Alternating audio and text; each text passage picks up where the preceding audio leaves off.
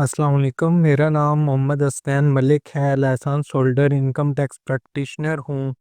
Rawalpindi Islamabad tax bar association का member हूँ।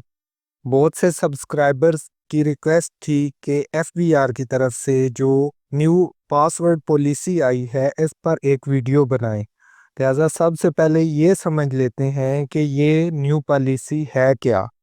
FBR ने इस पॉलिसी के तहत टैक्स पेयर से पासवर्ड तब्दील करवाने का इरादा किया है, जिसका मकसद टैक्स पेयर के डाटा को मज़ीद सिक्योर करना है।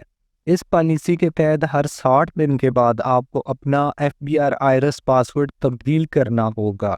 इस पॉलिसी का एक मकसद ये भी है कि जब आप अपनी गाड़ी, अपना प्लॉट, अपनी प्रॉपर्टी ट्रांसफ़र कराने जाते थे, तो बहुत सारे मार्केट में बैठे एजेंट्स आपको वक्ती फाइलर करने के लिए अपना मोबाइल नंबर, ईमेल एड्रेस लगा के हीरो की रिटर्न फाइल करके आपको फाइलर कर देते थे।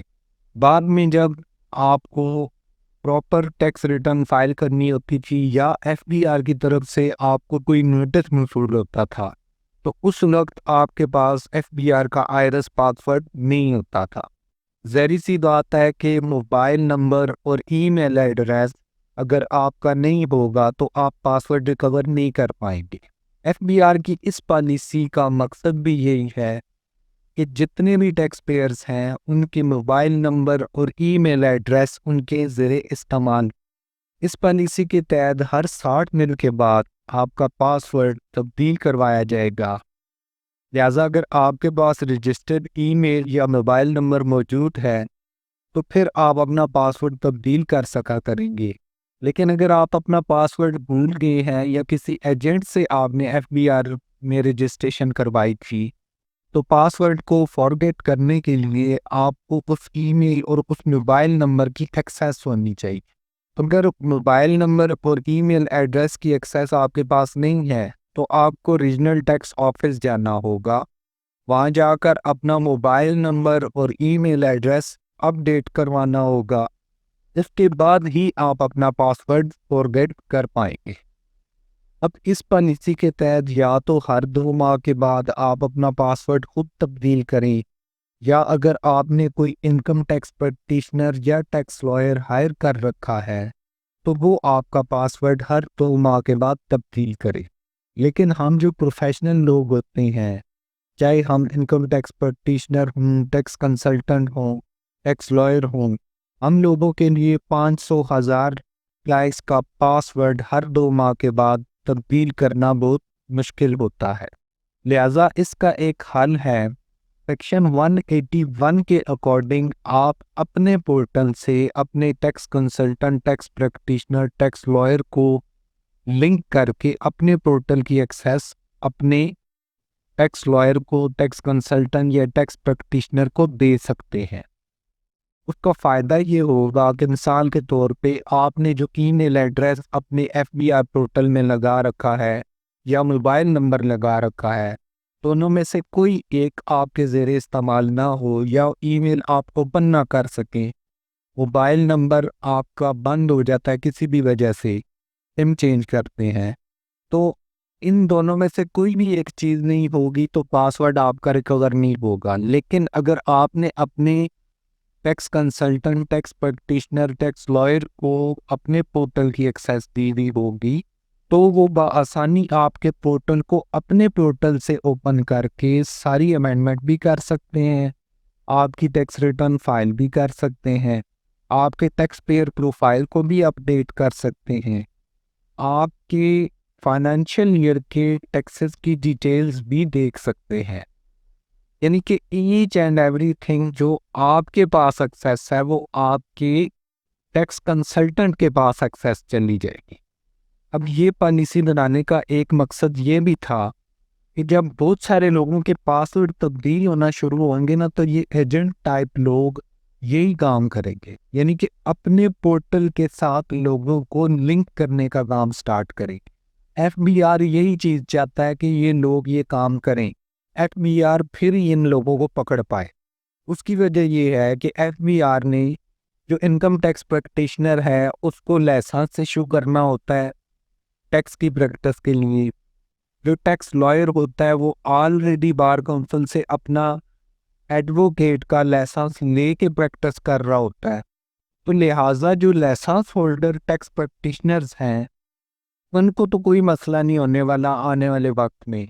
लेकिन ये जो एजेंट टाइप लोग मार्केट में बैठे हुए हैं और अपने साथ लोगों को 50, 60, 100 लोगों को लिंक करेंगे, आने वाले वक्त में एफबीआर ने जब छानबीन स्टार्ट करनी है कि किन लोगों के पोर्टल पे सैकड़ों के हिसाब से लोग लिंक हैं, तो एफबीआर ने वेरिफिकेशन स्टार्ट कर देनी है।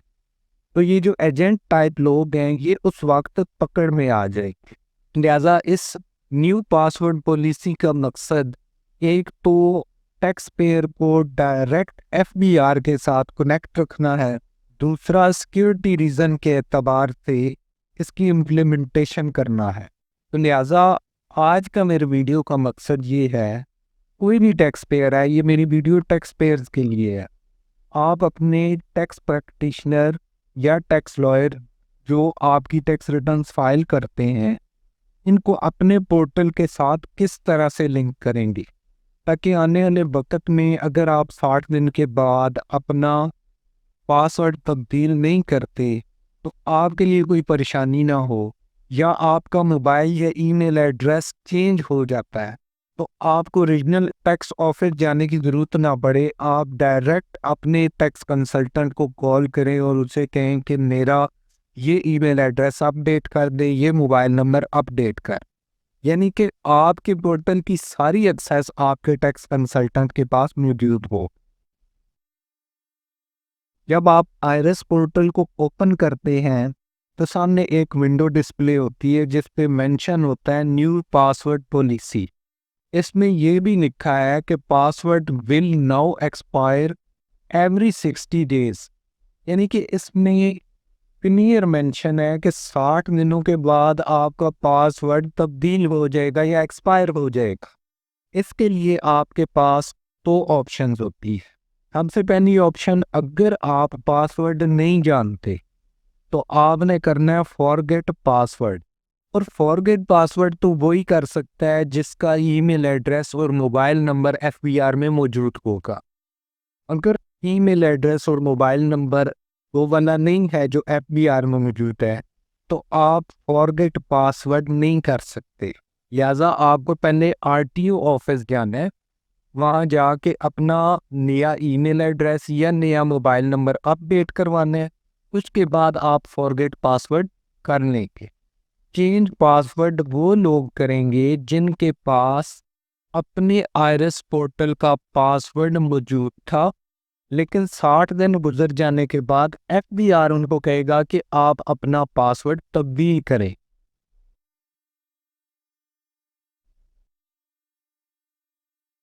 60 दिन गुजर जाने के बाद वो जो चेंज पासवर्ड वाली ऑप्शन मैं आपको बता रहा था, ये वो ऑप्शन अब लोगों के सामने आनी शुरू हो गई है। ओल्ड पासवर्ड जब आप लगाते हैं तभी न्यू पासवर्ड आप लगा सकते हैं।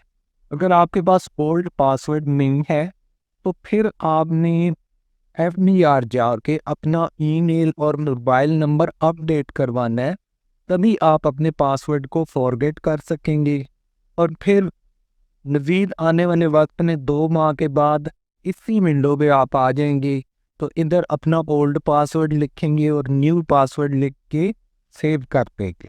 तो ये वो पॉलिसी है जो एक टैक्स पेयर के पास अगर अपना पासवर्ड नहीं है तो उसको फॉरगेट करना है, और अगर पासवर्ड मौजूद है तो फिर उसको पासवर्ड को चेंज करना है 60 दिन के बाद। अच्छा, यहाँ पे मैंने एक पोर्टल ओपन किया हुआ है आप लोगों को समझाने के लिए, ताकि आपको पता चल जाए कि एक टैक्स पेयर अपने टैक्स कंसल्टेंट को अपने पोर्टल से किस तरह लिंक करेगा। लेफ्ट साइड पे टॉप पे रजिस्ट्रेशन टैब बना हुआ है, मैंने सर्कल भी किया हुआ है। आप सबसे पहले इस पे क्लिक करेंगे। जब आप रजिस्ट्रेशन पे क्लिक कर देंगे तो सेकंड रो में फर्स्ट पे एक फॉर्म है 181 form of registration field for modification, मैंने सर्कल भी किया हुआ है, इस फॉर्म पे क्लिक करेंगे आप। अच्छा, जब आप इस फॉर्म पे क्लिक कर देंगे तो ये आपसे टैक्स पीरियड पूछेगा। फाइनेंशियल ईयर 2024 तो क्लोज हो चुका है, उसकी टैक्स रिटर्न भी फाइल हो चुकी है। अब आने वाला वक्त 2025 का है, तो ज़ाहिर सी बात है आपने फाइनेंशियल ईयर 2025 टाइप करना है और टैक्स पीरियड को सिलेक्ट करके ओके कर देना है। उसके बाद आपके सामने इस तरह का फॉर्म ओपन हो जाएगा। जब इस तरह का फॉर्म ओपन हो जाएगा, 181 नोटिफिकेशन वाला फॉर्म ओपन हो जाएगा, तो आपने लिंक वाले टैब पे आना है। ये जो टैब आपको नजर आ रहे हैं ना, पर्सनल, प्रॉपर्टी, बिजनेस, इसके बाद लिंक वाला टैब है। लिंक वाले टैब पे आ जाने के बाद राइट साइड पे एक प्लस का बटन बना है, जिसको मैंने सर्कल किया है। इस प्लस के बटन पे आपने क्लिक करना है। जब आप प्लस के बटन पे क्लिक कर देंगे तो आपके सामने एक डायलॉग बॉक्स ओपन हो जाएगा। इसमें आपने अपने टैक्स कंसल्टेंट का आईटी कार्ड पुट करना है। चाहे वो इनकम टैक्स प्रैक्टिशनर है, टैक्स लॉयर है, टैक्स कंसल्टेंट है, कुछ भी है, आपने उनको कॉल करके कहना है सर आप अपना आईडी कार्ड दें, मैं अपने पोर्टल की एक्सेस आपको देना चाहता हूँ। तो आईडी कार्ड नंबर लेके इधर आपने इंटर करना है और सर्च करना है। जब सर्च कर लेंगे तो उनका नाम सामने आ जाएगा, जिस तरह से मेरा नाम इधर सामने आ रहा है, तो लिहाजा आपने इसको सिलेक्ट कर लेना। जब आप इसको सिलेक्ट कर लेंगे तो इसके बाद आपने इनको as a advisor, attorney, tax consultant जो भी एक्सेस देनी है दे के ऐड कर देंगे।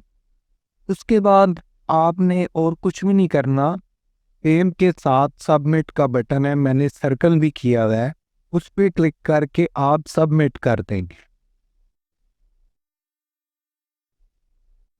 अच्छा, जब फॉर्म सबमिट हो जाता है तो ये आउट बॉक्स में शो हो रहा होता है।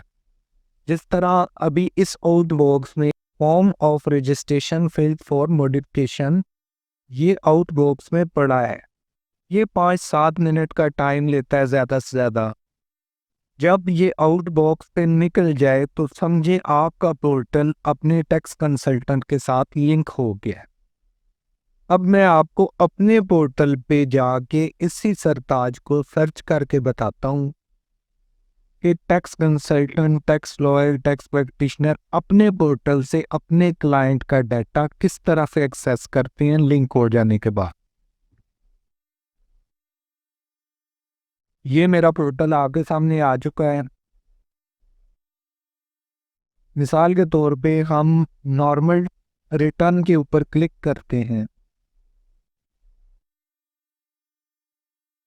अच्छा, जब हम नॉर्मल रिटर्न के ऊपर क्लिक करेंगे तो आपको याद होगा कि जो टैक्स पेयर है वो कोई भी फाइल ओपन करता है, टैक्स रिटर्न ओपन करता है, कोई भी चीज़ ओपन करता है तो उससे टैक्स पीरियड पूछा जाता है, ठीक है। लेकिन जो टैक्स कंसल्टेंट का पोर्टल होगा उसके साथ चूंकि डिफरेंट क्लाइंट्स लिंक हुए होंगे, तो टैक्स कंसल्टेंट वाला जो पोर्टल है वो कोई भी चीज़ ओपन करेगा तो उससे एफबीआर का पोर्टल सबसे पहले आईडी कार्ड नंबर मांगेगा। लिहाजा मैंने परताज का आईडी कार्ड नंबर लगाया है और उसके बाद इसका नाम अपीयर हुआ है। इसके बाद सेलेक्ट कर लेने के बाद इसको हम ओके कर दें। इसके बाद उसी तरह से टैक्स पीरियड सेलेक्ट कर लेना है। टैक्स पीरियड सेलेक्ट करके तो इसको कंटिन्यू कर देना है। इसके अलावा और कोई भी चीज़ आप ओपन करेंगे तो फिर भी यही चीज़ें आपके सामने आएंगी। मिसाल के तौर पे आप अपने टैक्स पेयर की प्रोफाइल को मैनेज करना चाहते हैं। आप जब टैक्स पेयर की प्रोफाइल को मैनेज करने के लिए अपने पोर्टल पे मैनेज प्रोफाइल पर क्लिक करेंगे तो वो आपका डाटा नहीं शो हो रहा होगा। उधर आपसे आईडी कार्ड नंबर मांगा जाएगा। आईडी कार्ड नंबर जब एंटर करेंगे तो उस टैक्स पेयर की प्रोफाइल सामने आएगी। आप अपना अगर आईडी कार्ड का नंबर पुट करेंगे तो वो आपका अपना डाटा आ जाएगा। इसी तरह FBR मालूमात है जिस पे टैक्सेस की डिटेल वगैरह होती है। अब अगर आप FBR मालूमात में भी जाएंगे तो वो आपके सामने आईडी कार्ड वाला बॉक्स ओपन हो जाएगा, जिसमें आप अपना आईडी कार्ड डालेंगे तो आपके टैक्सेस की डिटेल आ रही होगी, और अगर आप टैक्स पेयर का आईडी कार्ड डालेंगे तो उसकी डिटेल आ रही होगी। इसी के साथ साथ लेफ्ट साइड पे ऊपर टॉप पे रजिस्ट्रेशन वाले टैब में आप जाएंगे। जिस तरह से आपको याद होगा मैंने क्लाइंट के पोर्टल से खुद को एक्सेस दी, इसी तरह से जो टैक्स कंसल्टेंट होता है रजिस्ट्रेशन के टैब में जाके उसी तरह मॉडिफिकेशन फॉर्म 181 में जाके अगर वो क्लाइंट आपको छोड़ देता है तो आप उसी तरह से उसको अनलिंक करके सबमिट भी कर सकते हैं। यानी कि उसका लिंक ख़त्म करके जब फॉर्म आप अपने पोर्टल से सबमिट करेंगे तो आपके पोर्टल से उसकी सारी चीज़ें ऑटोमेटिक रिमूव हो जाएंगी और वो आपसे डीलिंक हो जाएगा। उम्मीद करता हूँ मेरी आज की वीडियो आप लोगों को पसंद आई होगी। हमारे टेक्सको फाइल सॉल्यूशन के जो दीगर लेक्चर्स हैं, इंफॉर्मेटिव वीडियोस को देखने के लिए इस YouTube चैनल को सब्सक्राइब करें, बेल के बटन को प्रेस करें ताकि आने वाले वक्त में मज़ीद आपको इंफॉर्मेटिव वीडियोस मिलती रहें। आप हमारे YouTube चैनल को सब्सक्राइब करने के साथ साथ हमारे WhatsApp चैनल को भी फॉलो कर सकते हैं और बाकी सोशल मीडिया को भी फॉलो कर सकते हैं। WhatsApp चैनल और बाकी सोशल मीडिया के ऊपर डेली बेसिस पे कुछ ना कुछ इन्फॉर्मेशन अपडेट की जाती है।